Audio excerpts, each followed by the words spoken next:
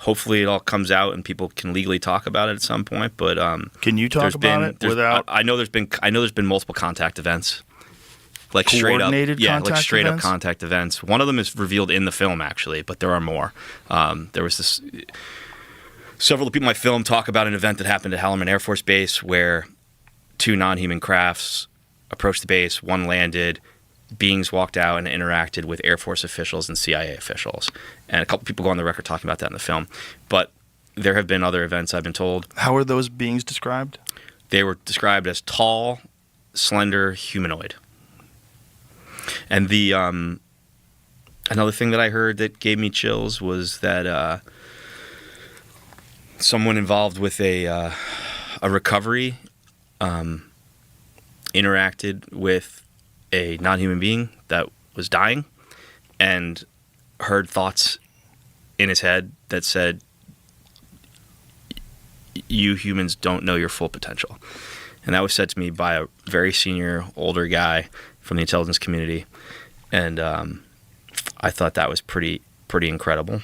Also, just the extent to which the legacy program is real. This isn't like 50 guys, sitting in a quiet, dark room. You're talking about a massive program with thousands of people going to work every day and dealing with this. And to me, that is mind-blowing, Yeah. The guy next to you at the pizza place, on a Saturday night might be working on this during the day, Right. The guy who, the other father at your kid's Little League game. Yeah. This is what he deals with, right? The fact that is a thing, and we had a similar dynamic for the Manhattan Project. There were all these people working on it, and they kept it secret, right? And their neighbors and friends didn't know. But this is that on steroids. So, after the Manhattan Project, which was had a budget in the billions, this situation arose, and it had to be even more secret than the Manhattan Project, because the Manhattan Project, we found out in hindsight, leaked, right? There were moles. Right. So we needed to make this even more secret and give it more money and more resources and more, counter intel. And more threats.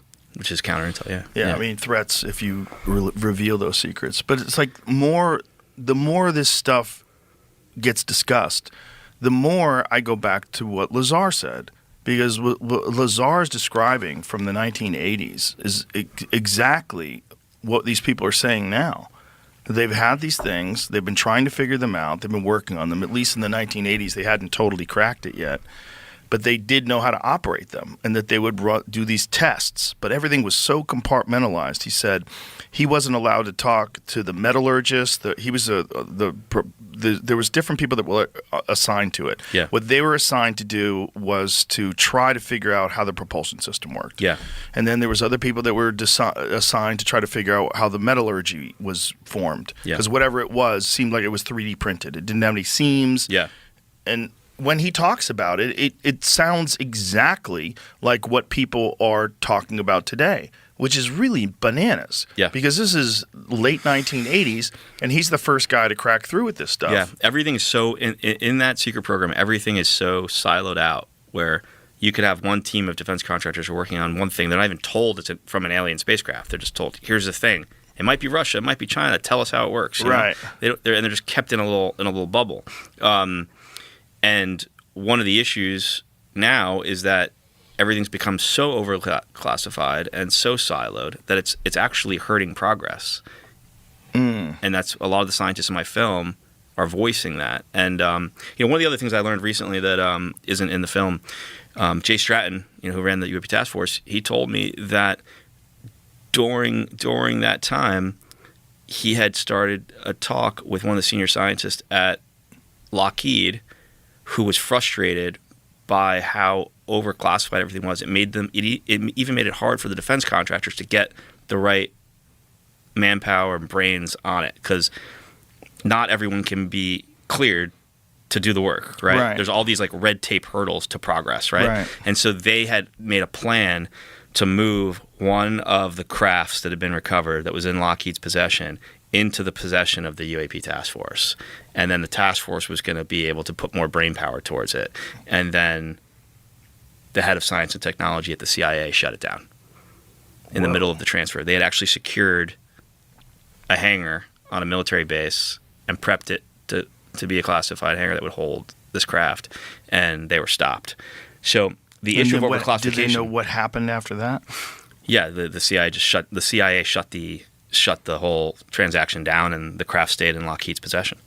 And then that particular leader within Lockheed died about 2 years later. So the effort kind of stopped. He had cancer.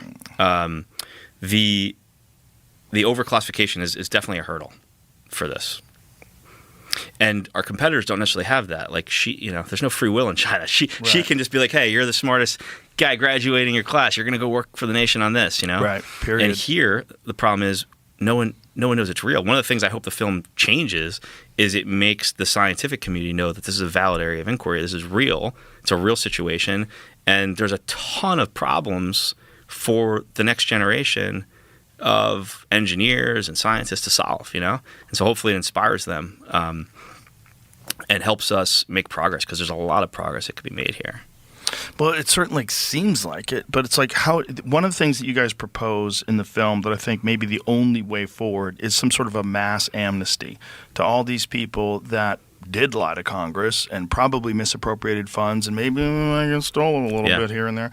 Like if that doesn't happen, no one is going to push to make this public. No one's going to push for like actual full disclosure, because it leaves them too exposed. And if they do have the kind of power that they must have to be running an organization of thousands of people working on something with unbelievable amounts of money being transferred to these programs, they don't want to let that go. Yeah. Like this is like, it's a honeypot that they're drawing from, right? And they're probably still taking too much, or there's no oversight. You're still lying to Congress. And you'd have to have some national security amnesty program saying, look, in the interest of national security, it's critically important that we get all of our best people working on this. The only way we're ever going to really do that is to completely reveal that this is actually really happening. This is real crafts from somewhere or something. We have them. We'll tell you where we have them. And I think right now, people wouldn't even freak out, because I would think that people would freak out if there was some sort of official narrative of disclosure. But that's sort of been breached, right? The New York Times breached that in 2017. I think this film is that. I mean, this is 34 credible people putting their reputation and name on the line, which I honestly, Joe, I think it's stronger evidence than any video or photo. These days, you could put a 4K video of a giant craft over Vandenberg, and half the human population will say it's AI, right, or creating some visual effects program. But someone of note putting their name and reputation on the line, their career on the line, the rest of their lives on the line, to say this is what I know to be true. To me, that's the greatest evidence that exists. But I do think, to your point, amnesty is something that's gonna have to be figured out, because while it's hard for anyone to accept letting people off the hook for wrongdoings, right? It does seem like it's in the best interest of the bigger picture. 100%. Because these people just they have no incentive to come forward with what they've learned. And so, to quote Rubio in the film, he says, look, this is not a endeavor to go and punish anyone, but we need to know what they learned. Right. And I think he's totally dead on. And, is he in favor of some sort of an amnesty program as well? Yeah, he says on camera in the film, he's like, I'm not trying to punish anyone. I need to know what they learned, because taxpayers paid for this, and it's in our interest to know what's going on. But the other thing that's needed is real whistleblower protection, not the whistleblower protection that's been passed so far, like much stronger legal protections, so that people like the folks I talked to, the special forces guys I talked to, were going to come forward and then decided they thought to be forfeiting their lives. You've got to change that set of circumstances. You got to make those people feel like that's not going to happen to them. Right. And what I think ultimately is going to have to happen, and I wouldn't be surprised, man, if it happens soon after the film comes out, I think a sitting president has to step to the microphone and say, definitively, humanity's not alone in the universe. We have recovered technology of non-human origin. So have other nations. There is a high-stakes secret Cold War race to reverse engineer this technology. We need to win this race, and the U.S. intends to lead in this new chapter. I think that needs to happen, like a level set of basic facts, and I really do think it will happen. Well, if that is going to happen, I think Trump might be the only guy that's willing to do something crazy. I think It's very likely that he does that. I know that he is aware of the film. I know he's aware of what people in his administration say. Has he watched it? You know that? He has not watched the film, but I know he's very aware of it, and I know that they are discussing internally how they're going to react to the film publicly. And I also know that he has very recently, tasked Tulsi Gabbard with getting to the bottom of the situation and finding out for him what he needs to know that he doesn't know. Really? Yeah. And as Rubio said in the film, Rubio says on camera, on the record, on the film, that this has been kept from sitting presidents. And he goes into detail on how that's been done and how it's the career bureaucrats in certain elements of the government that control this information and just wait presidents out and don't feel like they have a need to know. Right. Well, there were some people that tried to find information out in the beginning of the Trump administration. Who was it? There was someone that talked about it on record and said he was told at every turn that you don't have the clearance. Yeah, yeah. But here's the thing. Trump actually found out about the base facts in his last presidency and was contemplating stepping to the microphone then. What base facts? So Jay Stratton, who ran the task force, he says on camera in my film that he briefed that Mnuchin, the Secretary of Treasury, asked for a briefing on the lay of the land because Trump asked him to get the briefing, and Trump had already known that the base facts that we're not alone in the universe, that there's been recovery of crashed craft. Right? He knew those base facts, and he told Mnuchin that he was thinking about going public. And so Mnuchin reached out to Stratton to get a briefing, and he told Stratton that the reason he wanted the briefing is because he needed to be able to evaluate what the impact would be to the economy if the president decided to step to the mic and tell the world we're not alone. And Stratton tells the story on camera in the film, and I've heard a lot more about it off camera. So we know Trump contemplated doing this already. Now I think the release of this film and Rubio's involvement puts enough on the table that it makes it easier for him to do. I think they would have to have some sort of a plan in place if they were going to say that, right? Like the amnesty plan, the idea behind it would have to be in place. If someone's at least grab control of the situation and say that this is real and the U.S. intends to lead the way. Because the other factor that the White House has to keep in mind is you don't want Xi or Putin being the guy to do that. Right. You don't want them to have that moment, right? Right. Something I always think about with regards to that moment of a president stepping to the mic, when we entered the space race, Kennedy gave that big famous speech, right? He was like, we're going to lead in space, technology, space technology, like nuclear technology has no conscience of its own. It's up to man to use it for good or bad, and we're going to make sure it's used for the betterment of all mankind, and we're going to lead the way. That was his whole rallying speech, right? And it made the whole scientific community be like, we're going to help the U.S. win, rah, rah, rah, right? I think that's needed in this race. We need all the support of the scientific community, of academia, the kids coming out of MIT. We need them putting their brainpower towards this, and I think the White House knows that. And it's also that's the greatest TV moment a leader could have in the history of humanity. Step into the microphone. Do you think Elon knows? Look, I've seen him obviously talk to you about it. I think he knows a lot. Yeah, me too. I don't think you get the contracts and the clearances you need to operate in space without some horse trading. Yeah, when I went to SpaceX, I'm like, motherfucker, you know everything. There's no way you're launching these fucking things into space without them keying you in on exactly what's going on. He's just sly about it. Well, he goes, well, if they are aliens, they're certainly all subtle. That's what he says. Are they really? I don't know, man. I think it's impossible to operate in space like he does and not be aware of everything. And also at the level he operates clearance-wise. I held a secret screening at the National Space Symposium earlier this year, which is the Super Bowl of the space industry. It's like 60 people, heavy hitters from the space industry. We didn't promote it or publicize it at all, but there were a dozen guys from SpaceX there, and they all seem very aware of everything revealed in the film. Yeah, I'm positive. Yeah, he's my friend, and he won't tell me. He's a legend. He keeps a lid on it. He's a legend. But how would he not know if it is? And some people have told me he knows that he knows some things. So whatever. But the point is, people are good at keeping secrets. That's real. 100%. Even people that aren't notoriously good at keeping secrets are good at keeping secrets when they have to be. Do you think if you put yourself, you've interviewed Trump, do you see him doing that? Stepping to the mic and telling us the truth? Someone talks to him about it and convinces him it's a great idea. Like if I had an hour with him. I mean, it's literally the single, in my opinion, the single greatest moment a leader could have. Well, in the history of the world. If he could be the guy that blows the lid off of it, that would definitely help with his legacy too, which I think would be a good way to convince him. We're so vulnerable.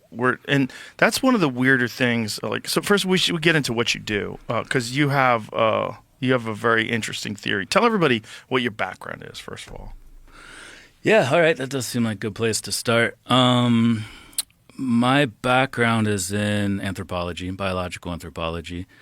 My research mostly focuses on evolutionary anatomy, biomedicine. I've done some archaeology, various places around the world, in Montana. But the reason I'm here, I assume, because according to my friend Matt, we were butchering a mule deer, I think I shot. And I was like, yeah, I got to go to this conference. And I was like, do you want to know what it's about? He's like, nobody gives a shit about what you do other than UFOs, man. I was like, damn it, he's right. Like, I did actually used to do a lot of what I thought was cool stuff. But no, the main thing is that I've become known for advocating for this idea that UFOs and the aliens are actually our time-traveling future human descendants. I wouldn't even say as opposed to extraterrestrials, because I do think that's a component too. I oftentimes get pigeonholed. People are like, oh, you just think they're all time travelers. I don't. I actually say this all the time, but it doesn't matter. I do think there's a lot going on. But my background and the reason I approach this question this way is because there's a lot of characteristics of these aliens that look so hominin. They look just like us. And specifically what we'd expect to see in our hominin future if the same evolutionary trends continue into the future. So I kind of just tie those things together. And even the saucer-shaped craft seemingly are time machines themselves. So that's kind of the Cliff Notes version. Well, it's a theory that a lot of people have independently sort of come to, right? Yeah, especially recently. And the concept of, well, if you just think about ancient man. I was watching this documentary on Neanderthals last night about this one intact Neanderthal skeleton that they found it had sort of been he had died in a cave, and there's stalagmites. Is stalactites or mites? How do you say it? Tights are up, mites are down. So he was essentially mineralized. Mm-hmm. There was stuff all over the body, and it took a long time for them to break this body. I think I saw that. Was that on Netflix? No, I was watching it on YouTube. Maybe originally it was on Netflix. But it was just documenting how strange this body was that they had found. But it was immensely strong, like much stronger than us. One of the interesting things was that their visual cortex, the part of the brain that would process imagery, was larger than ours, 10 to 20% larger. Yeah. And so these things probably had better eyesight than us, perhaps even were able to see at night, and that this was a bigger, stronger version of a human being, like much more durable than what we are, modern 2025 Homo sapiens. Yep. If you just look, that's it. So that's one of them. Cool. Neither human nor Neanderthal. Oh, really? This is a published. Is this the same? This might not be the same one. This is maybe a different one. That's a weird one, because what's that fucking thing on its head? That's what it says. It's a stalactite growing out of it or something. Wow. In a weird form. Weird. Yeah, it's like a unicorn. Like a crest. They do have a sagittal ridge. Yes.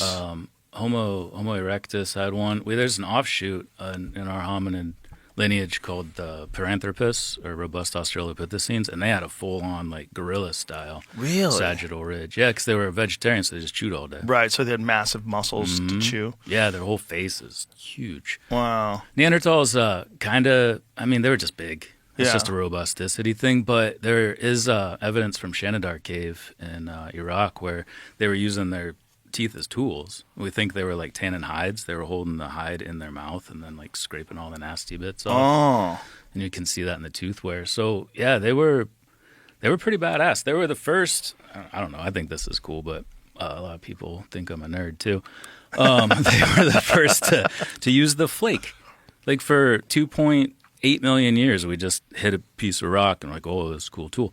But then they figured out that if you hit the rock in just the right way, the piece that falls off makes an even better tool. It took us like 2.5. Like yeah, this. exactly. You make an arrowhead. And from that point on, like I got to work at a place called Chez Pinot, Jonzac in southern France for a summer, and it was a Neanderthal site. And we found these. Actually, it's pretty funny because when we first got there, these tools called MTA hand axes, Musterian, and it was Schulian tradition hand axes. And there were only 8 found in all of Europe. And they said, if you guys find one of these, we'll buy you all the beer and all the cognac you can drink. So we're in the cognac region of France. And we found one like the 4th or 5th day. We went on to find 7 more over the course of that week. We doubled the number of these things in existence Wow. in all of Europe. And they were not lying. They bought us so many damn beers. Like archaeologists like to drink. You know, I'm that's, sure. we dig and it's boring as hell. You know, Yeah. it's not Indiana Jones. We're not running around banging hot chicks and flying on planes. We're like, we got a spoon and we're doing this for 8 hours. So, yeah, I actually found the last one on the last day and it was by far the worst one. Like I had to argue that it should even count as one of these. But yeah, no, it was a cool site. So yeah, they were doing well, but we were doing better. We came in and replaced them. Something happened where we replaced them. Yeah. But the point is, as time goes on, humans today are probably the most feeble version of humans that have ever existed. Oh, for sure, yeah. And we're the most feeble versions of people that have existed within the last century, right? Like if you go back to humans from the 1920s versus humans from the 2020s, people have way less testosterone now, way higher instances of miscarriages, way lower sperm count. You know, there's a lot of factors that are at play right now that are changing what a human is. And if you extrapolate, if you look at the future, you would naturally say, well, we're probably going to be very thin. It seems like there's at least some sort of a push to eliminate gender. Like gender seems like it's on the table as whether or not it's even necessary. There's all sorts of new technological innovations that are leading to the possibility, at least sometime in the future, of an artificial womb. There's genetic engineering with CRISPR and a lot of other different technologies that are being explored that we might be able to engineer human beings and then even create a complete individual human being without a mother, without a father. So if you thought about what that looks like in the future, like one of our problems on this planet is we all have different ideologies, different religions, come from different parts of the world. We look different. And human beings as tribal primates have a tendency to other. We other different tribes. Those are not us. We are us. Those are the enemy. We go out. You rally around it. But if everybody's exactly the same and we share one mind, you know, then a lot of our problems go away. Yeah. If we no longer have to compete for resources, we no longer have the desire to procreate and to acquire land and to be, you know, to have a territory, we eliminate a lot of our issues. And that's what these things look like. When you look at the archetypal, these iconic sort of shapes that have been on cave walls all the way up to Close Encounters of the Third Kind, one thing they share is that they have no muscle, they have large heads, they have big eyes. And they're childlike. They're very paedomorphic, as we say. Yeah, you just tied together like a lot of really important points related to this theory. Aspects of why they're always interested in our gametes, why they come back and put that little machine on a man to collect semen, why they're constantly taking eggs from females and implanting fetuses, pulling them back out later. Like they're clearly focused on reproduction, gamete extraction, and one of the things that might be fueling that in the future, if these are future humans, let's just assume for a second hypothetically, is that they might be having problems directly resulting from these trends toward self-domestication, these trends toward feminization, these trends toward reduced sperm counts, which is 60% across most populations of the world, in the industrialized world, 50% across the entire world. Problems with reproduction, in vitro fertilization, exogenesis chambers might help solve some of those problems, growing the fetus outside of the body. So and like you said, you know, what do they look like? They look like kind of a hybrid between males and females to some extent, but there's still an essence of gender. Like if you talk to Whitley Strieber, you know, he's with this being, he says in Communion that I had a sense that she was a woman. I don't know why, but I kind of sensed that. So it's almost like the essence of the individual, the soul of the individual still retains that sort of gender identity, even though our bodies are becoming more childlike, more gender indiscriminate. I don't know. But yeah, yet another one of those ways in which we might sort of grow together as a species. Now, when you say they are extracting sperm, like how many of these stories do you take seriously? There's a lot of these stories. It's a great question, yeah. You know, there's unfortunately for any sort of spectacular public thing that's in the zeitgeist, like alien abduction, whether it's Whitley Strieber from Communion or the John Mack books, the guy from Harvard that wrote, what was it, Abduction? Passport to the Cosmos and Abduction, yeah. Two great books. Great books, but these are all books about encounters, close encounters of the third kind with some sort of a being from another place. Whatever it is, it's just not a human being, and it seems to be technologically at least superior to us. And it seems to be one thing they all seem to share is they seem to be able to communicate telekinetically or telepathically. Yeah, and I mean, they aren't human, but they are very human too. So for instance, like that's one of the main reasons I started exploring this. I was actually kind of put into this when I was 8 or 9 years old, sort of activated in a way and put on this path by a weird thing that happened to me when I was a kid. What happened to you? Well, so I talk about it in my first 2 books, Identified Flying Objects and the Extraterrestrial Model, where I learned about a close encounter that my dad had. He was a veterinarian in Northeast Ohio where I grew up. And he was out one night on a call with another guy. So there's 2 people. As far as Jalen Hynek's reliability scale, it has more reliability because there's multiple witnesses. It's also strange on his scale because they crested the hill. There's a bright light. This is an Amish country. There's no lights in Amish country. And all of a sudden, this bright light darts toward them, hovers just above their truck, darts back to where it was, and straight up into space, like at incredible speed. So this happened before I was born, but I overheard him telling this story to some friends one night. He got Whitley Strieber's book Communion, as most people did in the 1980s, and as they should, because it's a great book. And I walked into the living room. The book is sitting on the shelf facing out. And I remember, like it was yesterday, I sort of stopped, and there was like this light, like a white light. And then I saw this image in my mind of like an early hominin, chimpanzee-like creature, a modern human, and then that archetypal gray alien from the cover with this information. What if they're related? What if they are us from the future? And obviously, I mean, that's why I became a biological anthropologist. People are always like, so you saw this? Yeah. It was like a flash, like a light. And, it's weird looking back on it because I know a lot more about these experiences. I've talked to people that have had these types of experiences. What was the setting? It was our living room. So it was like you come in the front door and just to the left there's this living room, built-in bookshelf, Whitley's books right there. I just turned the corner, saw it, and then like just kind of it just came. Like I didn't know shit about evolutionary biology. When I you didn't say know you about saw UFOs. it, like you saw it how? In my mind. Just this white light. Just an image. And there was that image of the 3 faces. And then the question, could they be us from the future? And a lot of people are like, how'd you get into UFOs? Like, you're a biological anthropologist. It's the opposite. I got into biological anthropology to research this question of whether they could be us from the future. Huh. So this you felt like at that moment it wasn't just like a weird thought or a dream. It felt like a message. Like, what did it feel like? Yeah. It was a tasking. You know, I think Rupert Sheldrake said it that people don't have ideas. Ideas have people. I think that was like hey, go do this thing.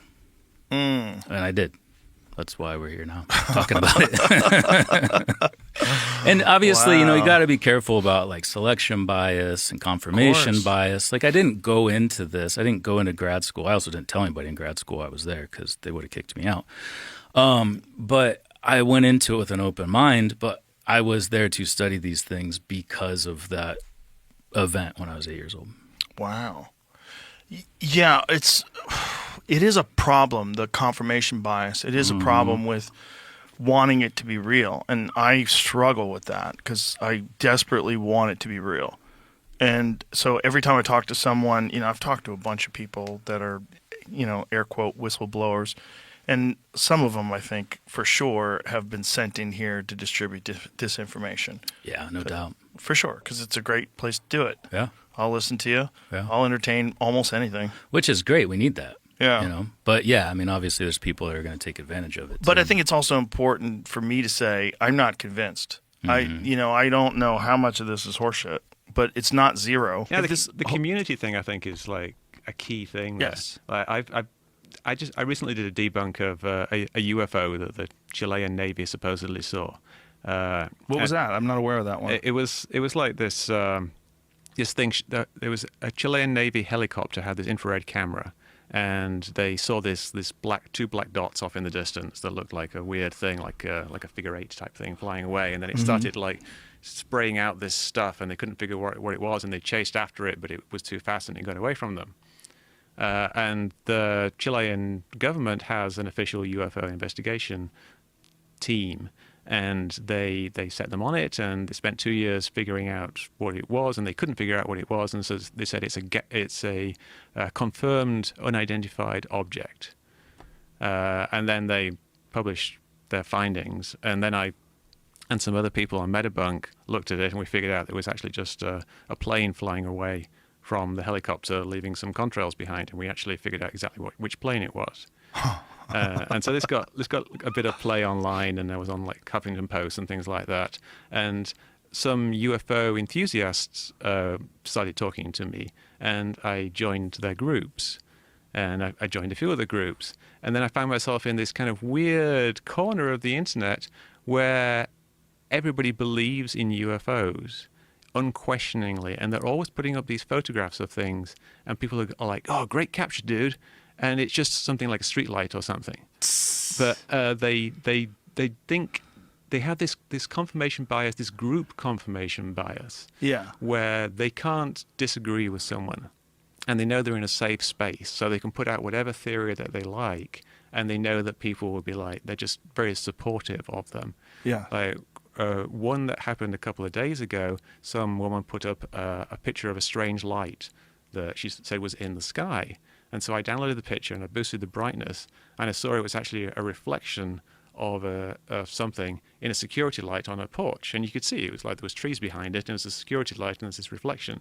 So I posted that, and then I started getting called like a shill for pointing this out. Yeah. There's a couple of people who like said, "Oh yeah, it's just this light," but other people were like, "What the heck? Why don't you believe me? Why are you like invalidating my claims?" Right. And so they want to have these kind of walled gardens where everybody believes the same thing. That's a good way to put it. The walled gardens. It really is a good way to put it, because that is what those communities seemed like, and that's one of the things that I found when I did that television show. I still harbored a few conspiracy theories before I did that show, but doing that show for several months and constantly interviewing people who believed in outlandish things, I found the same thing over and over and over again. Illogical people with very little evidence believing things in almost a religious way. And I found it with Bigfoot, and I found it with UFOs, and I found it with chemtrails, and I found it with, it was just one after the other in varying stages of ridiculousness. Mm-hmm. I feel like contrails and chemtrails were the most nutty people. The UFO people seem to be the most reasonable, because it's the most reasonable theory out of all of them. The idea that we have spaceships, why doesn't someone else have spaceships? There's hundreds of billions of galaxies in the known universe, hundreds of billions of planets in each galaxy. The odds of there being some sort of a life form out there is pretty high. But there's nothing. That's the craziest thing. Like, the more I talked to these people, the more I went over all their evidence, air quotes evidence, the more I ask them why they believe things. There is nothing. There's not a goddamn thing that you can put on a scale. There's not a thing that you can weigh. There's not a thing that you can measure. There's not a thing that you can look at a photo and go, wow, that's compelling. There's not one. It's just an idea. And that idea is that there's something in the sky that flies around that we, either might catch if you're there, the right place, the right time, or not, and that they're from another planet. But yeah, if you look at what they put forward as the best evidence, it's often like it's nothing. Cases from the 60s where there's an eyewitness who said something, like there was some guy on a road who says he blacked out and Yeah. like, his car got messed up. It's always that. From the It's- 60s. Well, that's the other thing that I know too much about psychedelic drugs, and I know about endogenous psychedelic drugs, the brain producing this chemical called dimethyltryptamine that happens when you're sleeping. Now, they've proven that this stuff is produced in the liver and in the lungs, and they believe it's now, they've got evidence that it's produced in the pineal gland. It's a very potent psychedelic drug that your brain produces, and your brain produces it during REM sleep. So these people, they all take naps. And during these naps, they have these crazy fucking dreams. And it's entirely possible that during these dreams, what happened is they got some endogenous DMT dump. Whether they were under stress or whether they just had an erratic dump of this human neurochemical that entered into their bloodstream, whatever it is that caused it. All these fucking UFO abductions, all of them, like almost exactly happen at night. And they happen while these people are sleeping. Like, wouldn't you just assume that you were dreaming? Like, Yeah. why wouldn't you assume you were dreaming? Yeah, I used to have these kind of night terror hallucination things, which were kind of like that. Yeah. And it was always the same type of thing. It was like a giant spider Oh. coming down from the ceiling towards me. And You couldn't move? I was like, frozen for a second, and then I would jump out of bed and turn on the light and like look for the spider. And it's happened all the time. Like, and I knew because there was no spider that it wasn't real, but I could see if someone was having a different type of hallucination that Right. seemed a bit more real, and then it came in between sleep cycles for them. Then totally, you can see because it seemed completely real. Yeah. Like I used to have them all the time, and it was always like it was horrible. It was this like giant, really realistic spider, and it wasn't like I was dreaming somewhere else. I was in the room, and I could see it like I was seeing something crawling across the table right here. It was this hallucination. I don't really get them anymore. I don't know what it was. My brain's fixed itself or whatever. But Well, it's probably a lot has to do with being young and confused and hormones and nerves and then also like your brain starts filling in the blanks. If you don't have a very good understanding of the universe, and, your brain, your imagination runs wild. It was very confusing to me doing that television show, and it really changed me a lot. And it changed me to the point that people started accusing me of being co-opted by the government. That the government threatened my family and told me to stop talking about conspiracies. Like, and then the idea that I wouldn't say that if that was the case. Like, you don't think I would fucking tell everybody if someone threatened my family because I was talking about UFOs? I'd be telling everybody. I'd be like, hey man. Yeah. I would tell all my friends. I'd be like, dude, they fucking threatened me because I was talking about UFOs. This shit is real. Hangar 18. Area 51. I think there was a paper a while ago published on like how many people it would take to cover up certain conspiracy theories, and the probability of none of those people ever talking. Yeah. And it's just ridiculous. Like, you can't have tens of millions of people in on a conspiracy about it. What do you think happened at Roswell? I think, Roswell, New Mexico, that's the big one. July Yeah. 1947, I think a UFO crashed. Yeah, I think it's what they said it was. It was that those balloons that they were using to detect Russian nuclear bombs in the atmosphere, and it was a secret program, so they weren't allowed to tell anybody about it. So they came in, they picked up the remains of the balloon, and then the story just took off. That's a funny one, though. Boy, that's made a whole town famous for UFOs. If you go there now, they have like alien-themed gift shops. They're milking it. And it's like you said earlier, like people make money out of something, and then they get stuck into that. So because they're making money out of it, they're motivated to promote whatever it is, if it's Bigfoot or if it's aliens. Have you ever seen anything in all of your years of trying to debunk these things that made you question whether or not this was a legitimate phenomena? What, the chemtrail thing? Anything. UFO, chemtrail, Well, the thing is, Bigfoot. like with UFOs, there's always things that you can't explain. There are things that are unidentified, but there's usually plausible explanations for them. Right. I like to, whenever I'm given something like a mysterious thing, I like to list all the explanations that I can think of. And maybe none of them are a perfect fits that you can guarantee this is what the explanation is.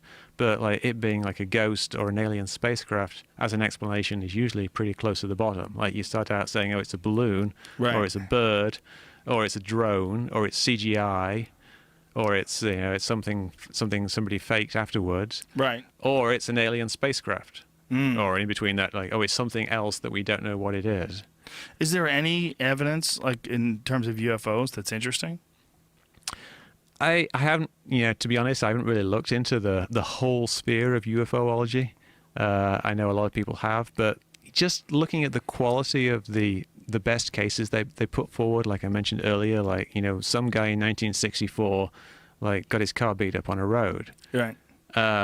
These are like the top 10 best cases, and this was like number 2 or something. What about Bob Lazar? You ever looking at that guy? I don't know. Which was he? Like Bob Lazar is the guy who abductee? supposedly worked at Area 51 and became a whistleblower. No, I haven't. But a lot of it's something you see in the 9/11 community and in the chemtrail community is people kind of becoming celebrities. Yeah. And then they kind of start going on road shows, and they go to conventions and they speak, and then they write books, and then they start doing things, and they get sucked into their beliefs. You know what I got shit for after the last time I was on? What? So many people came up to me after the last time. I was like, dude, I saw the Rogan episode, and you didn't finish a story. And I'm the amount of people that said this to me, I must have been like, really? Yeah. I started to tell you a story about an experience I had, I think, with a ghost, because I didn't believe in ghosts, and I guess I started to tell and didn't finish it. Can I tell you the amount of people that came up to me and was like, what the fuck, man? You can't start. Well, you can't just start it from the end, though. I know. You're gonna have to start. Anyway, so retell the beginning of the story. Just till the very end. Retell the beginning of the story, because otherwise people are gonna go, "What the fuck is he talking about?" Then they'll have to go back and listen to the whole podcast. So many people though that I was like, I swear to God, if I go back on, I will bring it up and I'll try to retell the. Let's retell the story. I'm doing this for them. I don't know how great the story is.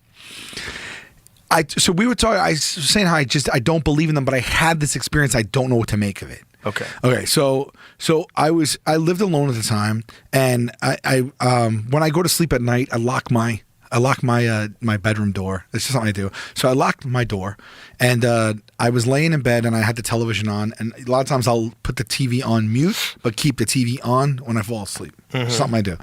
So I was telling you how, because I sleep with a CPAP machine, how I would wrap myself up in a cocoon because I had an air source. So I like, it's like a sarcophagus. I like put everything over my head, and I tuck in my feet, and I put I swear you just see a tube coming out. It's amazing. It's like the sensory deprivation things, right? Right. Okay. That's what it's like. Okay. So I got used to that. So anyway, I was wide awake. I just muted my television, and I wrapped myself up like a fucking burrito, and I had the CPAP on. I'm laying there, and I always stick like 1 foot or one hand out. It's just a nice cool breeze. It's like a fun little thing to do when you're wrapped up like that. Right. And I had my hand out, so this was out, and I'm just laying there, and I thought I heard something or somebody. I don't know if it was talking, or I heard what I thought was like the door open, I suppose. Like, again, wasn't asleep. I wasn't asleep. I was just about to fall asleep. I wouldn't even just laying there. Sure, yeah. Just but I didn't there, sleep and wake up or nothing like that. Got it. And I wasn't laying there 20 minutes. Right. It wasn't like that. And I'm laying there, and I heard walking or the door or something. And so I listened more intently, and I didn't hear anything again. And then all of a sudden I felt, I don't know if it's a hand, whatever you want to call it, pressure, squeeze. Oh, right here on my hand. Right. I just felt my hand get squeezed, and what's going on in my mind is I thought there was an intruder in the house initially, right? So like an intruder came in the house, and I know I'm feeling this. I'm like, this all happened in seconds, but I'm thinking, okay, I heard something. Now this pressure on my hand, and it went tighter and tighter. And I'm like, someone is squeezing my hand right now. I have to act like I'm not feeling this because I don't know what's about to happen. But then I started in the same vein. I'm like, if this was a home intruder, why would they do this? It doesn't make any sense to me. Like, so aren't they going to wake me up? Like, wouldn't they try to get in and out? I'm thinking of this in a split second. Right. And the pressure is such that it actually begins to hurt, not hurt like, ow, get off, but like, oh, that's squeezing. Right. You know what I mean? And I'm like, all right, I am going to have to jump up and fight right now or something. Something's happening here. And I said, are you awake? Are you awake? And I'm like, I'm literally, I'm awake. I'm awake right now. I'm laying here. I'm looking. I'm feeling my hand. I am fully awake. And I was like, I feel like I either have to count to 3, jump up and get ready to fight, or I'm vulnerable and I don't know what's going to happen to me. I might as well just take charge of the situation, whatever I can. Right. And I just took a breath and I was like, all right, here I go. And I did they let go? They let go. I felt the pressure release off my hand. And so that's when I was like laying there with it limp and I was like, I'm going to jump up right now and I'll just, whatever happens, happens. And it was like nerve wracking. And I just jumped up in my bed up. So I was standing on the bed. I like threw the things off and I just like was ready to, and there was nothing there on my door. How long was something squeezing your hand for? I'll say less than 10 seconds. That's a long time. Yeah, maybe like 10 seconds. Because it was on me, and then it was more pressure, and then more pressure, and then let go. And then when I jumped up, no one in my room, door locked. And I was like, I'm up. I was up. I was just up. I'm not like sleeping. And it freaked me out. I turned every light on, opened my door, walked around the house. I was like, do I leave? Like, maybe the aliens thought you were trying to kill yourself. What? Maybe the aliens. Maybe that's what it was. Maybe it was an alien came down and like, hey, buddy, what are you doing? Because I was wrapped You up. all right under Because I was there? wrapped up. You're wrapped up with a tube coming out. He's like, this guy might be offing himself. We've never seen this before. I want an explanation. They're like, when the people sleep, they never sleep with their head covered. We need to get in. And they just went in and just grab his hand. We need Sal to stay alive. It definitely looks weird from the outside when I sleep. Like if you saw a picture of it, it looks like, what the fuck's going on? Shane was telling us a story the other night about how he had they talk about like sleep paralysis demons. Yeah, like, he had an I heard of experience sleep like paralysis, not He had an demons. experience of like a thing standing over his bed with like a white face, and he couldn't move. This happened to Shane? Yes. And I go, dude, How many abducted cases by of an Bud Light alien. was he? No, he said he was sober. Really? He was younger. Yeah, he was like, I think he said he was 23 or 24 when it happened. Yeah. Okay. So I go, dude, you got abducted. I think the aliens came. Yeah. Oh shh. Yeah. I think that's what he was seeing. I think he was waking up from it, and there was one right there, and they had him paralyzed. Yeah, but That's I don't what I know think. why. You know why I an think that? alien would be in my bedroom. Well, I think there's aliens that monitor a lot of people if they're real. And There's a lot of stories, How'd man. they get in though? Because that little They thing can was just closed. They can just appear. They go right through walls. Apparently, Doesn't matter. I think if they've reached a level of technological superiority where they could travel instantaneously through vast distances in space, which is what they think they're able to do, like able to bend gravity and just just like reappear on the other side, they just go right through your wall, bro. Okay, so then why are they playing with my fingers? Because they like you. They're bending time and space. They're traveling it. They get to my little one-bedroom apartment, and they stand in there and watch me with my CPAP, and then squeeze my 3 fingers. Maybe they like your sense of humor, and they would like you to stay around, and they think you're a positive contribution to the culture, and they don't want to mess up the delicate balance of the human race. They need more funny people. Maybe that's it. It makes no sense, though, right? Of course, it doesn't make sense. UFOs don't make sense. Aliens don't make sense. I don't mean ghosts that. don't make sense either. I don't mean someone that grabbing theory. your hand doesn't make sense. Yeah. No, it doesn't make sense. It sucks that I'll never have an answer. Just to give you an example, in my book, I talk about Winston Churchill. Winston Churchill in 1939 wrote an essay about the fact that there could be life on other planets, around other stars, and we should search for it. Now, he didn't have a chance to publish it because he became prime minister and then had to fight the Second World War against the Nazi regime. So much money was wasted in that war. If that money was allocated to the search for extraterrestrial life, the way that Churchill envisioned it before the war, we might have known the answer by now. And what I'm saying is, this is just an example for how non-intelligent we are. We are not working together towards a better future. We're fighting each other. And that's the answer to your question, that we might not live very long. But you're saying this as you work at Harvard and as you're writing books on extraterrestrial objects. Right. I don't necessarily agree with you. I think there are massive problems with people, but I think we are far better than the human beings that lived 2,000 years ago in that regard. And I think that we will probably be looking back on this day and age and mocking how stupid we are when we are more advanced 2,000 years I from really today. hope so, and that's what I'm I trying think to... we're moving in that direction. Well, that's what I'm trying to promote. boat, but I'm not necessarily I think as our optimistic cake- as you are. I think our cake is still in the oven. Let's That's hope what I so. think. That's what I really want that future. But, I'm doing my best, but you can see from the pushback, Yes. to which I don't have access because I'm not, I don't have an account on the social media. Congratulations again for that. I think that's. I think we're moving.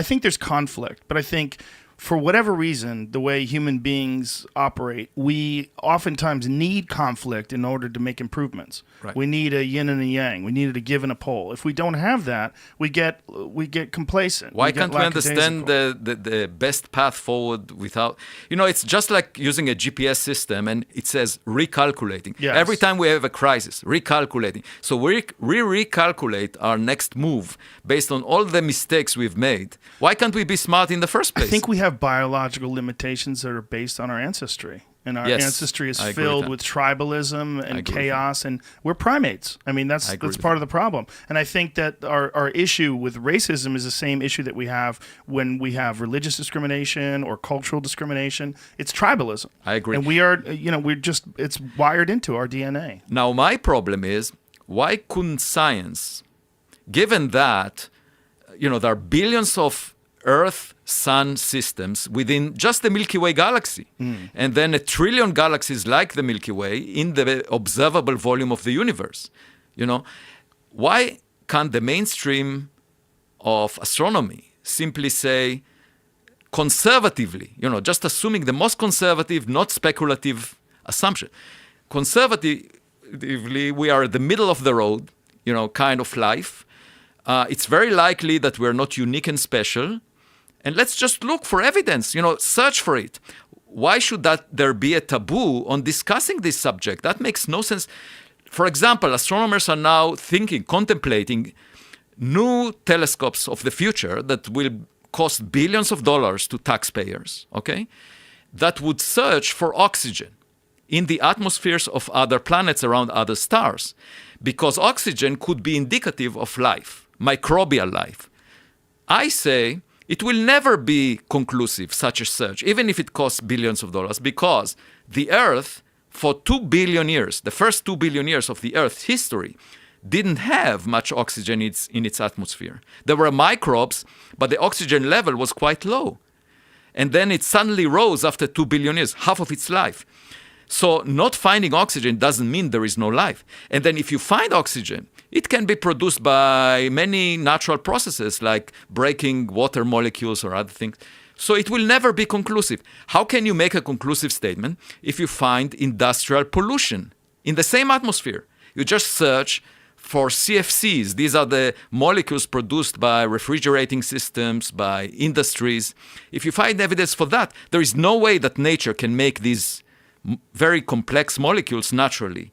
So I say to the mainstream of astronomy, use the same instruments and motivate them by this question of, can we detect industrial pollution? And I wrote a paper about it. And the thing is, the public is extremely interested in this question. And the public funds science. So how can the scientific community shy away from a question that it can address with existing technology, when the public is very interested in that? How can there be a taboo on this question? That's the thing that really puzzles me. Now, I wasn't working in this area until the last 5 years or so. I was working in studying black holes, studying the universe, and I came across a number of ideas that led me into this rabbit hole, into this subject. Now I'm about to publish this book at a popular level, but also a textbook 6 months later that describes all the science that we have related to the search for life outside Earth, far from Earth. And I'm just amazed that it's not part of the mainstream. It's really surprising to me, and I think it's inappropriate because you look at physics, theoretical physics, there are lots of speculative ideas in it. Like people talk about extra dimensions, the multiverse, supersymmetry, superstring theory. All of these have no evidence to their credit. There is no experimental test, not even thought about, like in the next decade, the next 2 decades. But these ideas are part of the mainstream. So you see physicists giving each other awards and doing intellectual gymnastics, just demonstrating that they're smart. And to me, that's an unhealthy situation in physics. You can do it in mathematics where it's completely detached from any application to reality. But in physics, we are supposed to describe reality. And yet you have these intellectual. So it's as if the physics community, some parts of it, decided that the most important task is to demonstrate that you're smart. And that is really strange to me because, we're supposed to understand nature, not show that we are smart. Einstein made three big mistakes at the end of his career in the 1930s. He argued that black holes don't exist, gravitational waves don't exist, and quantum mechanics doesn't have spooky action at a distance. He argued all these 3 things at the end of his career when he was the most experienced, And he was wrong. We have experimental data that shows that he was wrong on all 3. And what is the lesson from that? Even the smartest person, that was last century in physics, can be wrong if he works on the frontier because you never know exactly where the truth lies. Okay, you have to take risks. And if people want to just demonstrate that they are smart, it's better not to take risks. And how do you not take risks? If you work on ideas that will never be tested against data, against evidence. So if you work on superstring theory or on extra dimensions or on the multiverse, you can do intellectual gymnastics and impress your colleagues that you're smart. And you will get jobs, you will get recognition, you will get awards. If that's your goal, that's a completely legitimate framework. But I see it as a violation of our commitment as physicists to understand nature. It's not really about us. Physics is a dialogue with nature. You listen to nature, you see what the experiments are telling you, and you learn. And perhaps you were wrong. You take risks. It's not about your image. It's not getting more likes on Twitter. So that's why I don't really care what my colleagues say. If this object looked unusual, I just talk about it the way I would talk about any other anomaly.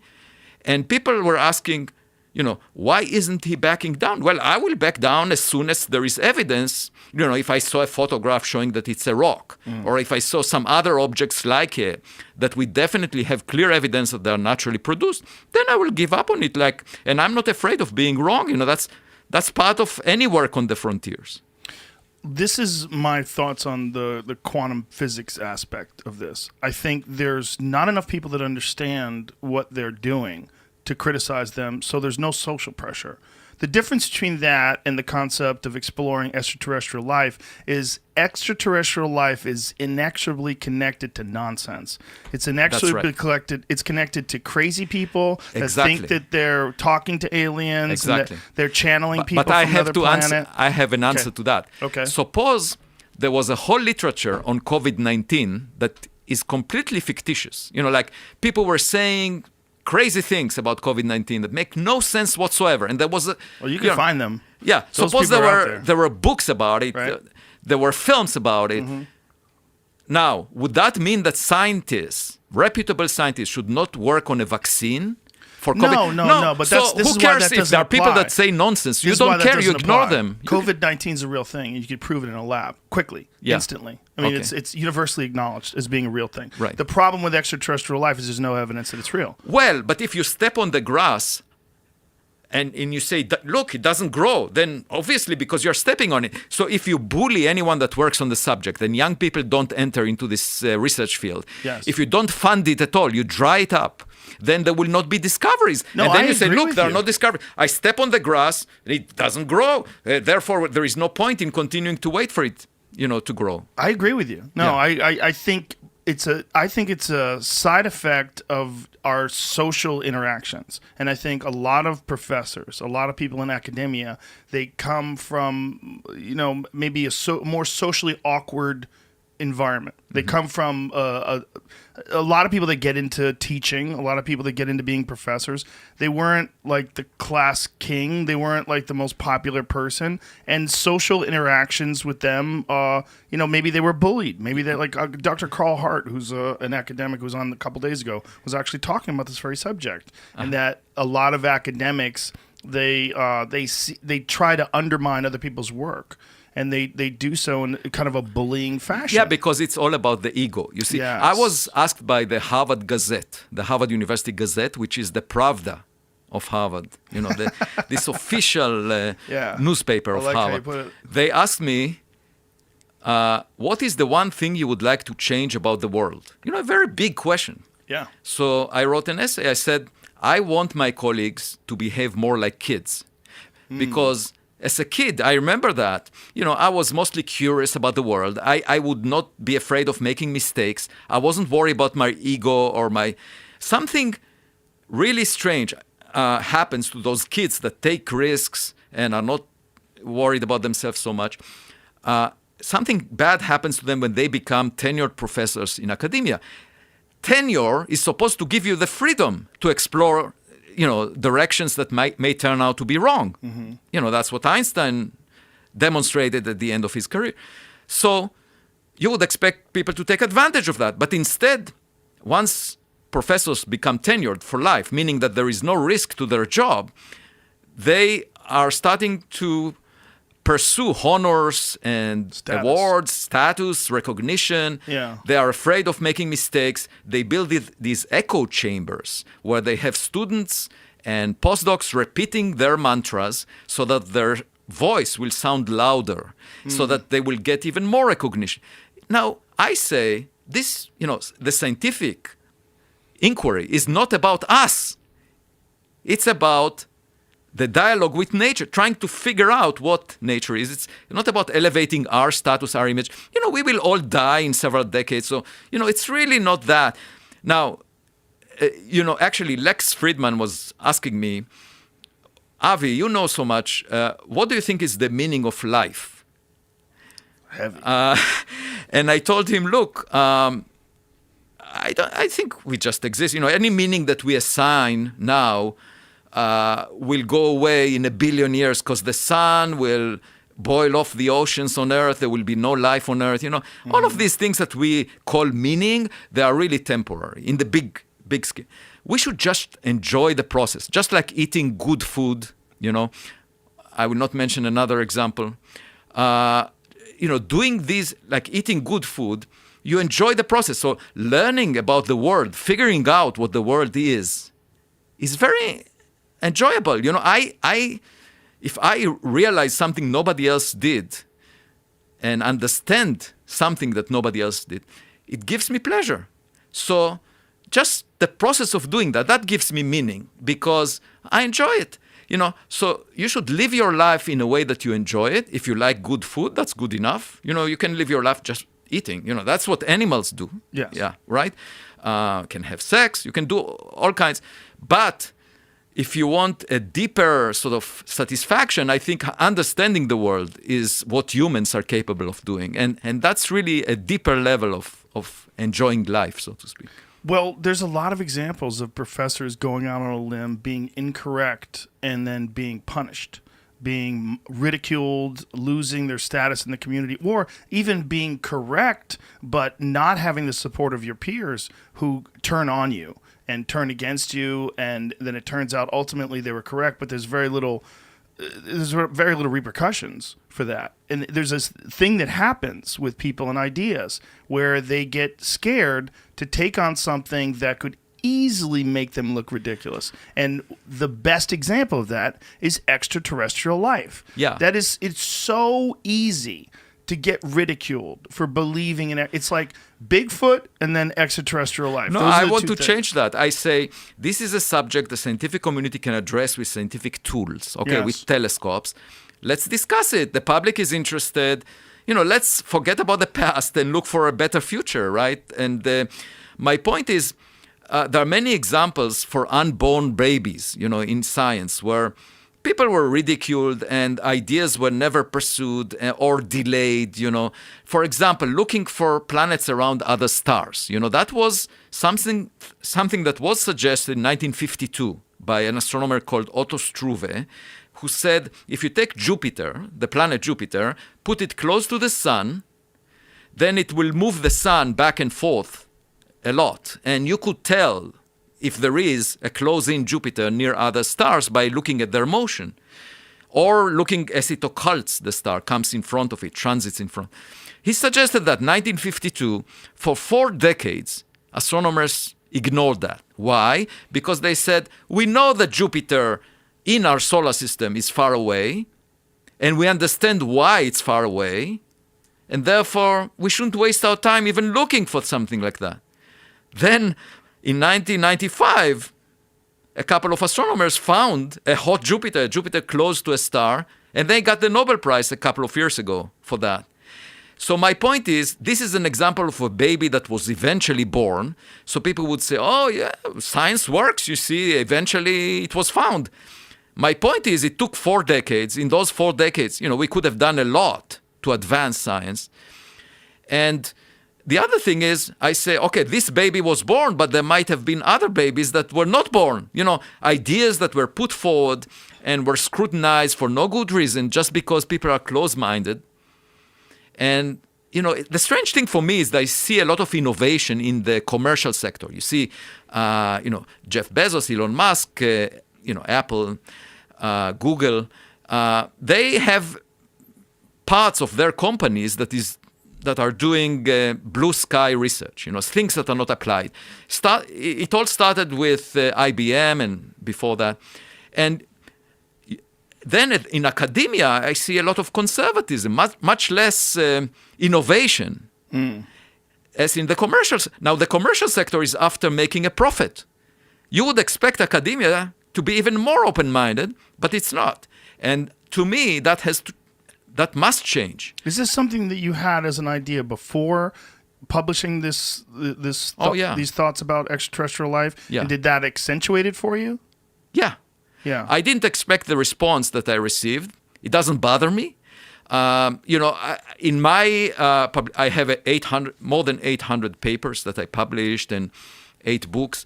In all of these, I talk about anomalies. Over the years, I talked about anomalies in other contexts. Like in the early universe, and when I mentioned speculative ideas in other contexts, there was no pushback. It wasn't threatening to anyone. It wasn't, but something about the subject of extraterrestrial life bothers people,